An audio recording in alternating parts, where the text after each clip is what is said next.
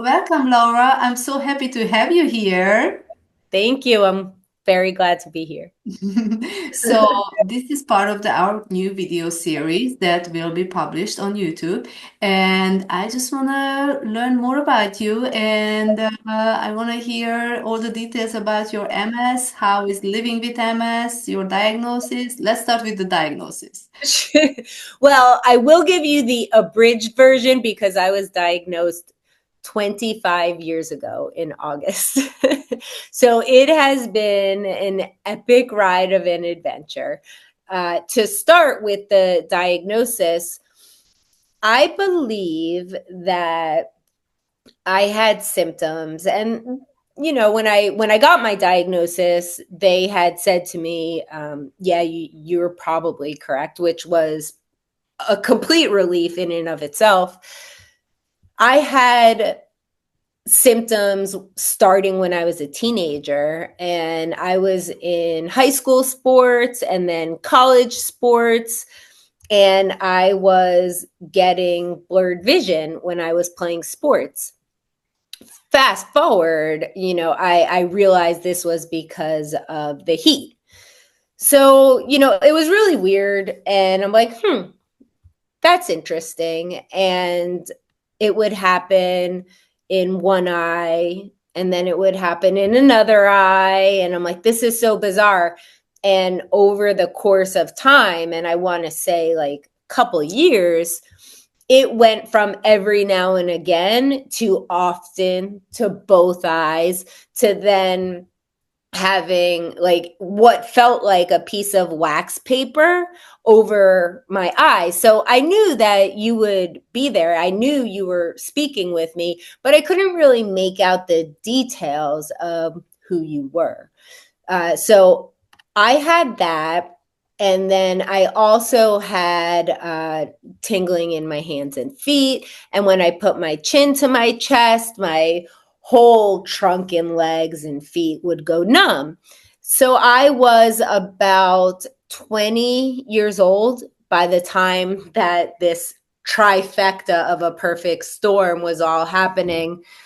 Chronic enough to know that I had to see a doctor, right? And I went to the eye doctor and they prescribed me reading glasses. And then I went to another eye doctor, and they looked at me and they're like, you might want to see um, an optic neurologist. And then he's the one who mentioned you may want to see a neurologist. And that's how I found my neurologist, whom I'm still with to this day, 25 years later. I absolutely adore them all.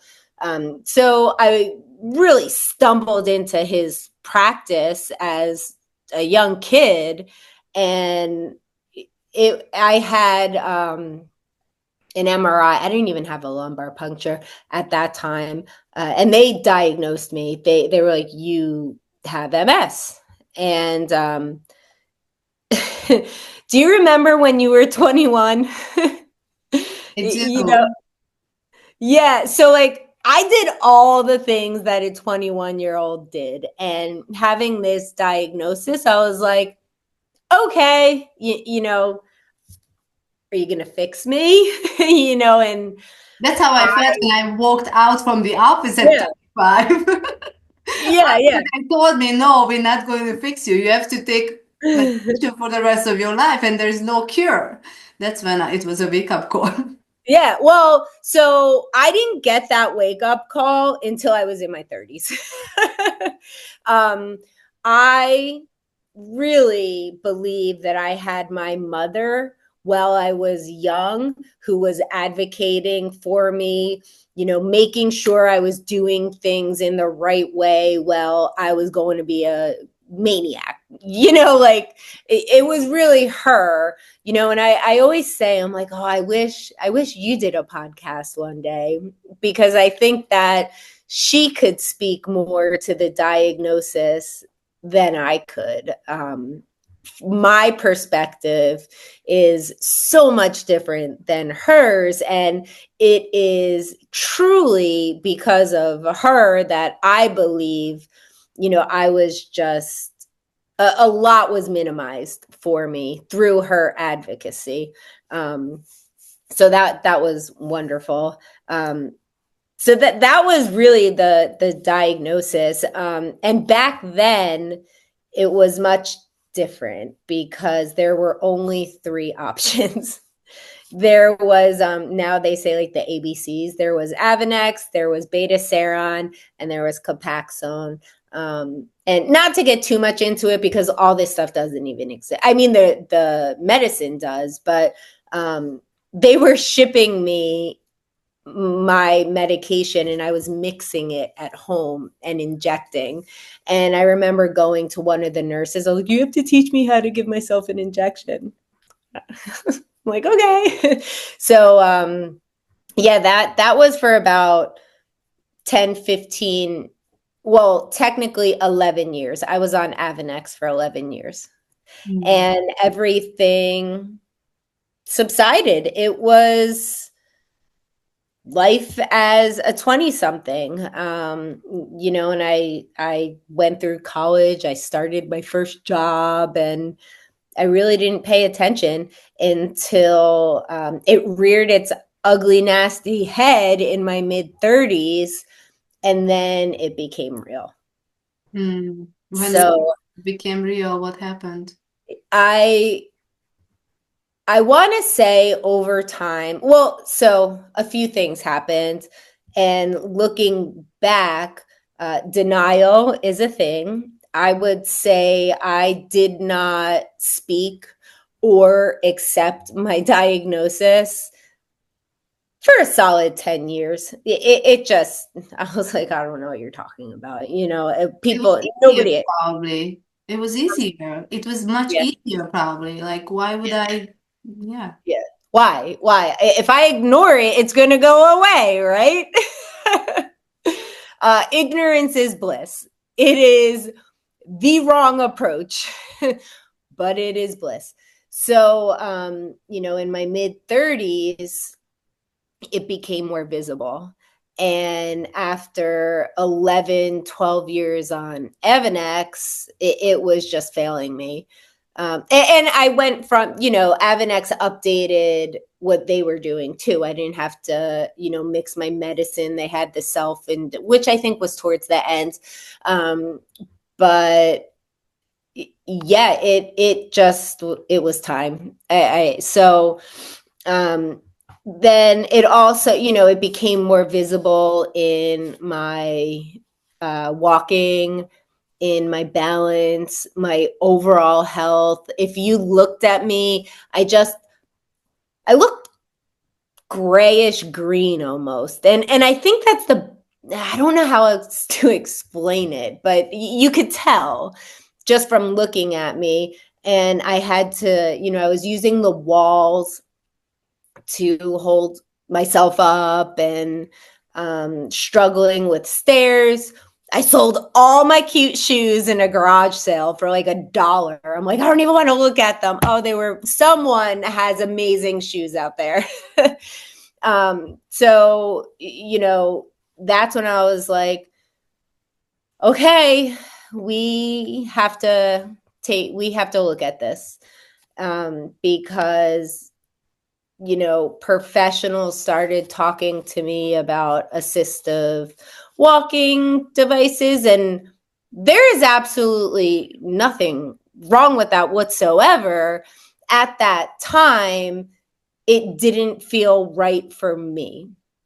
And what I said to myself was, if this is going to have to be the path, then I'm going to see what I can do to the best of my ability, what's in control, to really, I don't want to say there is no cure, right? Like there's not. But what can I do to just help myself more? And ignoring it, not facing it, that was not serving me. Everything was getting worse. It's like, well, what you're doing now is not working. So look at everything you're doing. And that awareness led me to really transform a lot. Um, so they changed my medication, and I went from Avonex to Tysabri. So going from Avonex to Tysabri was great because I'm like, once a month? I've been doing this every week, self-injecting. They're like, no, it's once a month on an IV. I will tell you, for me, I absolutely love Tysabri. I loved it. It worked so wonderfully for me.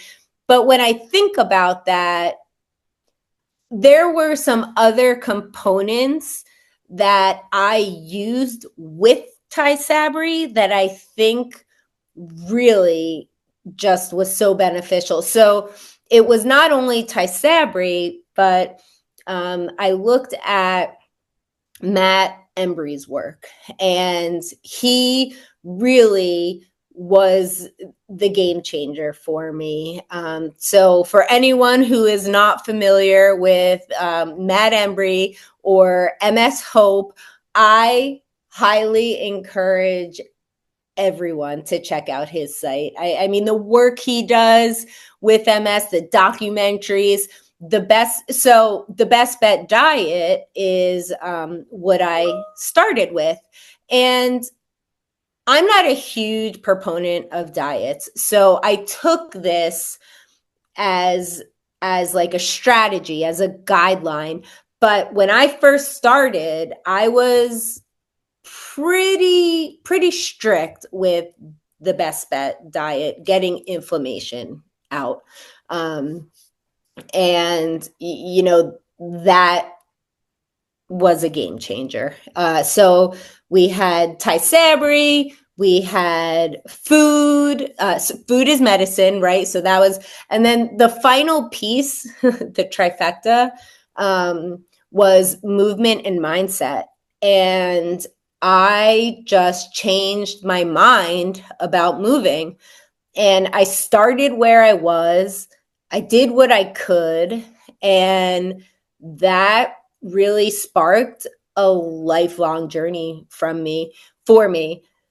And when I first started, I'm going to date myself, but I don't know if you remember the insanity videos, No. but they were home videos, and I would do them in the basement because I was embarrassed. My mobility was, my balance, everything was just not good. So I'm like, well, I'm not going anywhere and doing it. Which changed over time, but that's what I needed then. And I was just consistent on my movement, and I'm like, start where you are, do what you can. You're not going to look like the people doing it, but you're going to do what you're able to. You're going to take a break, you're going to pause, but you're not going to stop. And if you have to stop, then that's fine, but just for that day, not forever. So I went from barely being able to get through a workout and walking, to walking to the corner, doing the workout, and then walking around the block, and becoming consistent over time. I don't want to dismiss the consistency of the whole entire year. That, because a lot of the time we see these things and they're like, oh, you think they just happen so fast? They do not. Like, it just does not happen fast. So I know that when I would look at influencers or whomever, I'm like, how do they do that?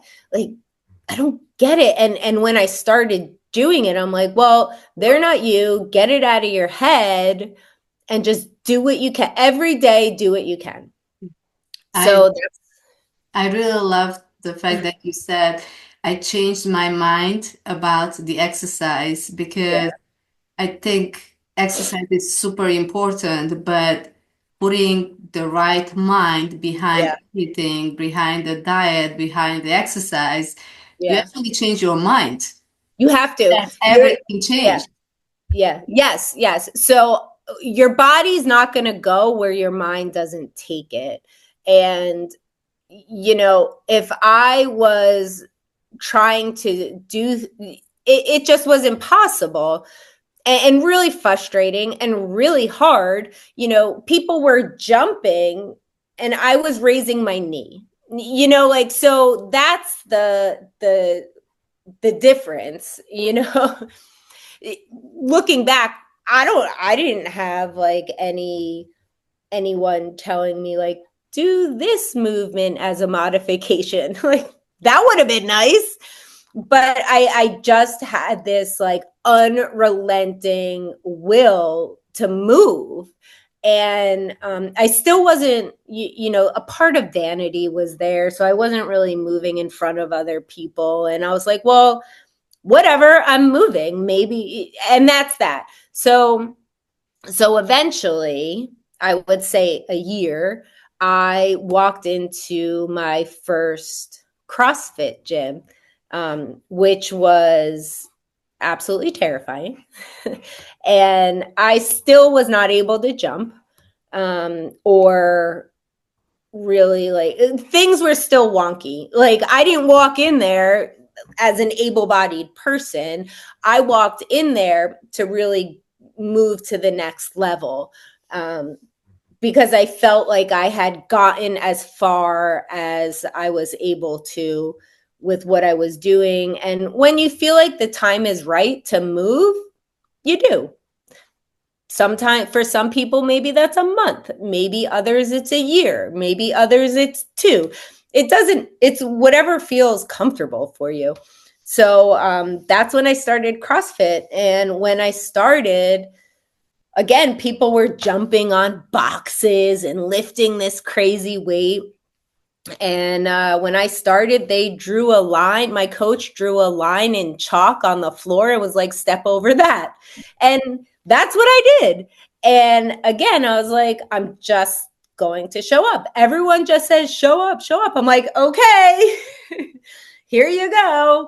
And I was just so fortunate when I showed up, I had other people show up for me. And that was really, really cool to be a part of. And that started my journey with CrossFit. From there, I really, I got into walking, became jogging, and then jogging became, I don't want to say running because I'm not good at that. Like, I still have foot drop. I still, struggle and bang my head against the wall with all of that. But, I got into Spartan racing, paddling, kayaking, triathlons, and it was amazing. I loved it. I was probably one of the last to finish. Yes. But I finished, and Yes. um, it's hard. It's just hard. And now, most recently, going, I'm probably about a month out of a pretty bad flare up. And I think what I realized from then until now is a nice mix between that David Goggins, you know, bang your head again. I'm going to do, between like that hardcore mentality and being a little bit kinder to myself and being more accepting and being kinder and listening to my body more. Just because I can't do something doesn't mean that it's like an all or nothing, or just because I need the rest for one thing doesn't make me lazy. And when you're consistent and you show up for yourself, your brain really switches to think that for you. Like, yeah, you need rest, and it's not such negative talk. Yeah. So I got, I really got into holistic health, and I graduate in May. as a holistic health coach for people with MS. So it's been a ride.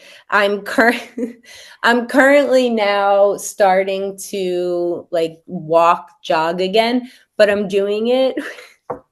I don't even know if this is it.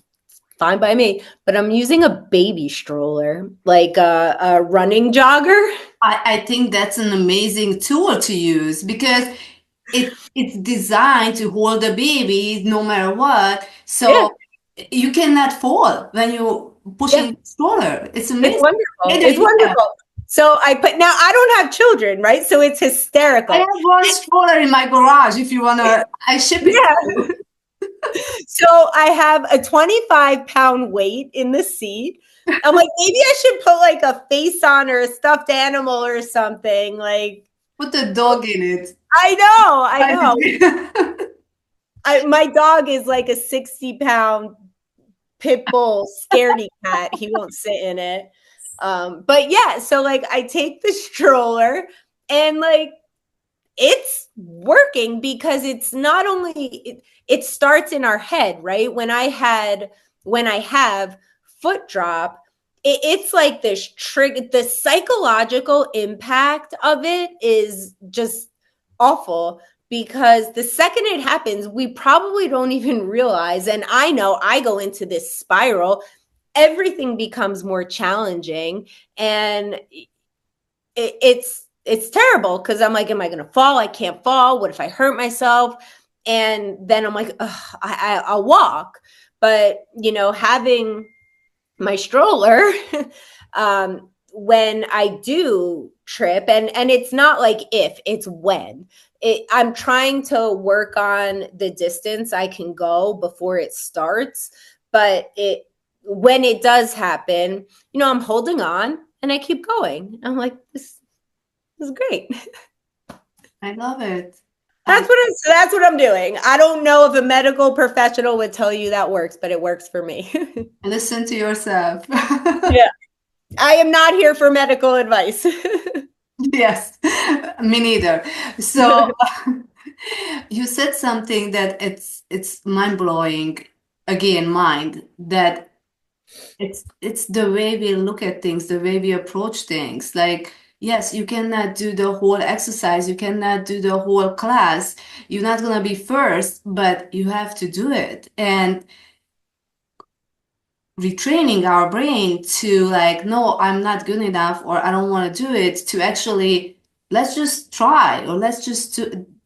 Yeah. It's so hard, but it's Yeah. amazing how you get from how you felt a few years ago until now that you are running. Yeah. Yeah. It's Incredible.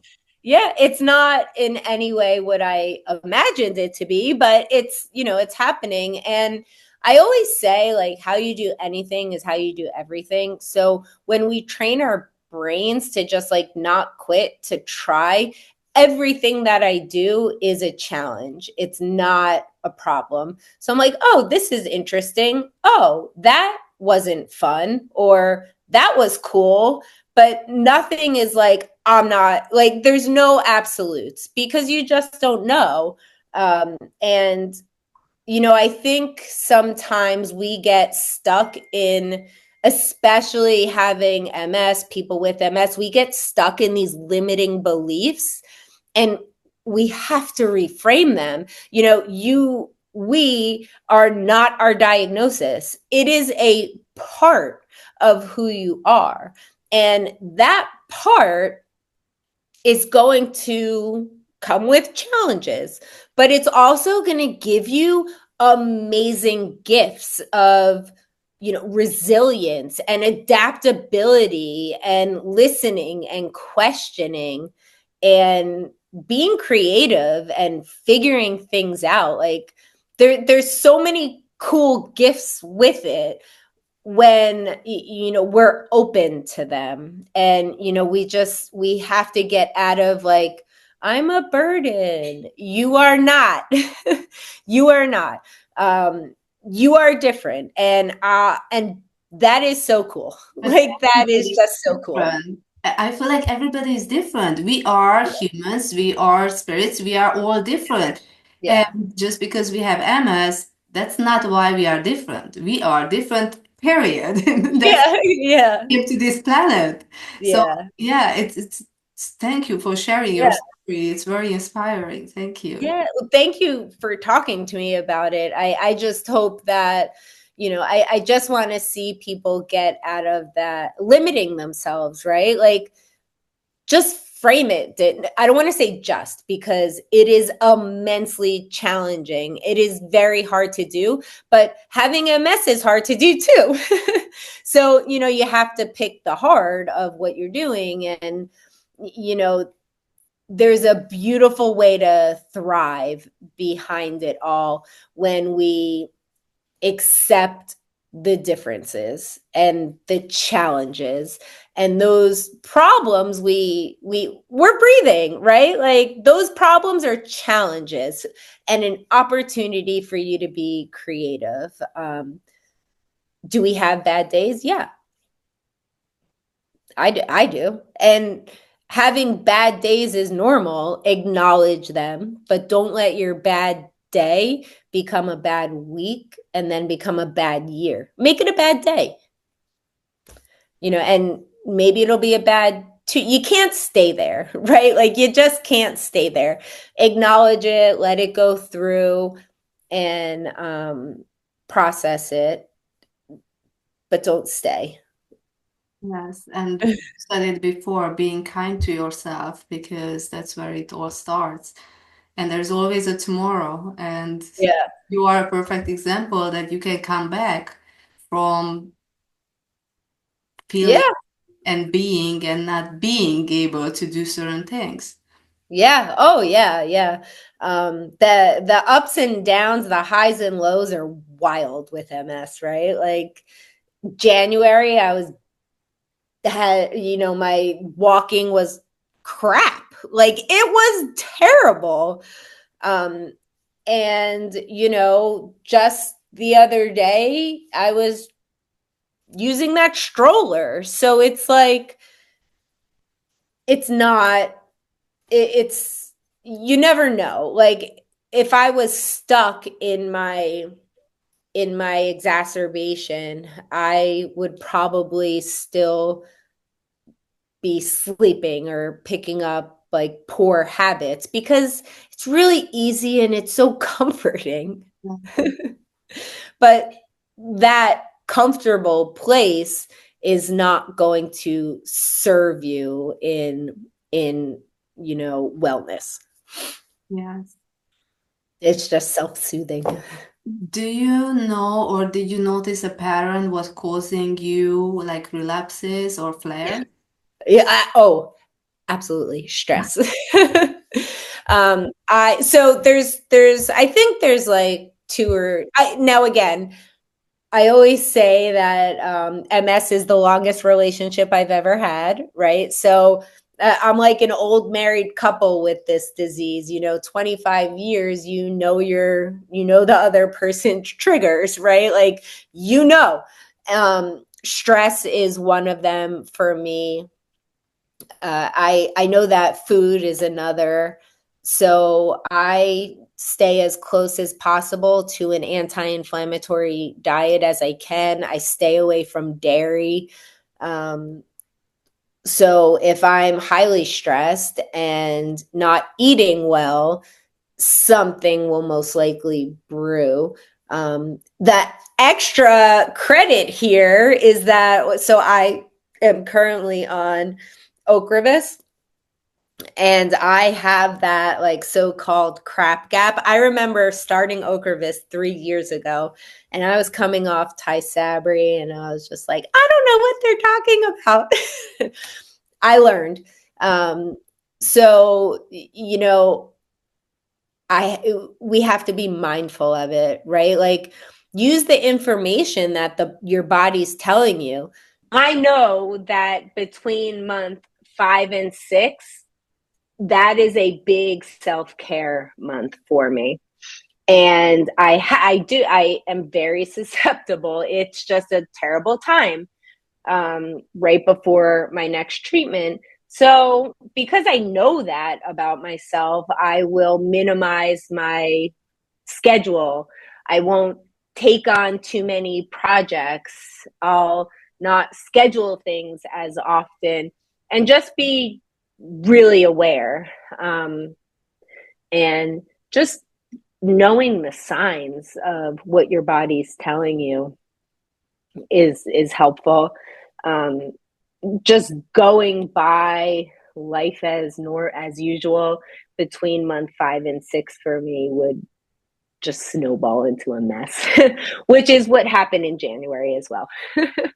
I want to share my story because I have 25 years of information and experience. And, I truly see MS as my gift now for others to learn from.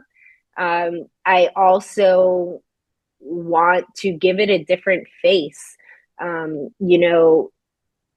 Seeing athletes with chronic illness was something that I never saw when I was doing all of this. And, it was always like putting a square into a circle. And I said, I really want to see other people, they can thrive. They are not limited by what this is. Their life may not be what they had planned or pictured or want, but it could be even more beautiful, just different. So, yeah, I share that with anyone who will listen that, it is, it's in our minds.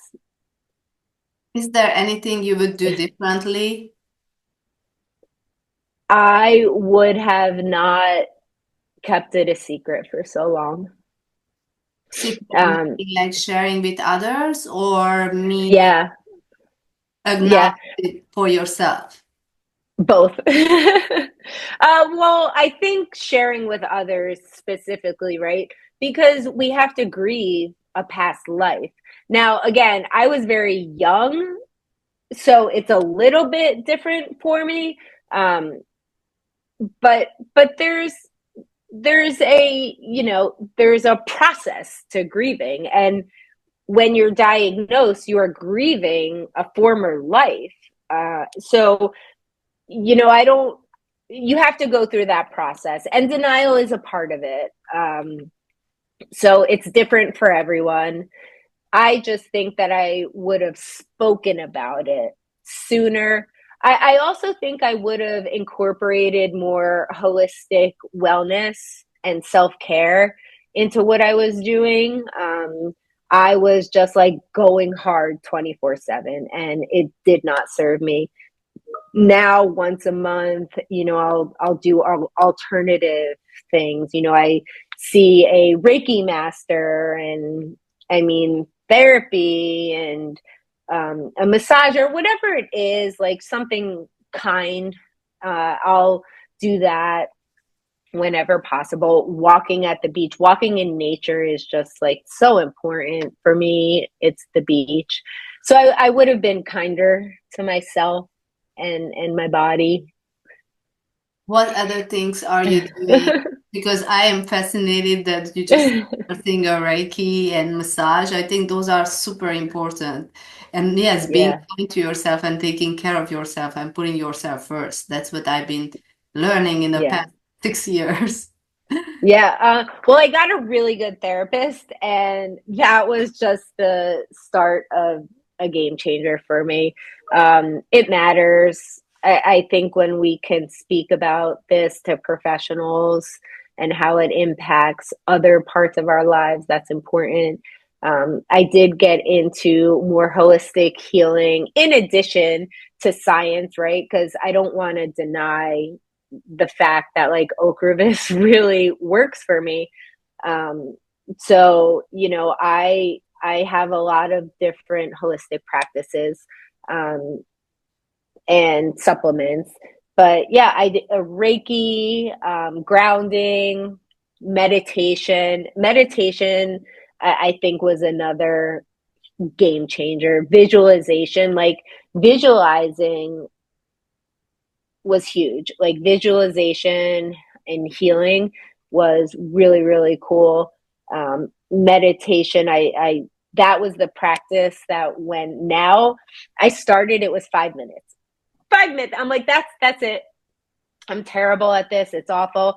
Now I know when I don't, I can tell the difference. So it's like that was just so cool for me to really learn and stick with. And the beginning was really hard and frustrating.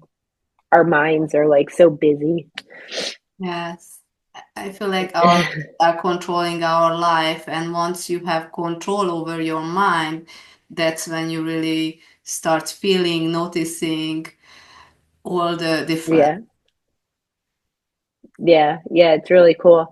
And then I'll do like I have a ton of stiffness. You know, I work on it. Like I'll do like gentle stretching and yoga every now and again. But massages help, and waking up in the morning a little bit slower. I used to like spring out of bed and I'm like, I'm ready for the day. And I would go to the gym at like 5, 6 a.m. I don't do that anymore. I allow time for me to wake up and just like quiet, meditate, stretch, and which sounds wild to me because that I was never that person. But it helps. It's funny, you know, I wake up, I'm like a wooden soldier. I think at certain um, age, everybody is, no matter if yeah. you have MS or not. Yeah. And I Yeah. also noticed that like few years ago, I was more like that. And once I changed my lifestyle, my bones, everything just moves more smoother. So I think Yeah. there's a secret behind it. So what would be your advice for somebody newly diagnosed?